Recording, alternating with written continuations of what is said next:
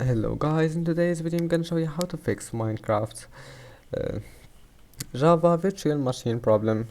If you want to fix it, type here view advanced system settings and then select this one here, and after that click new, and here type Java options, and in second one here type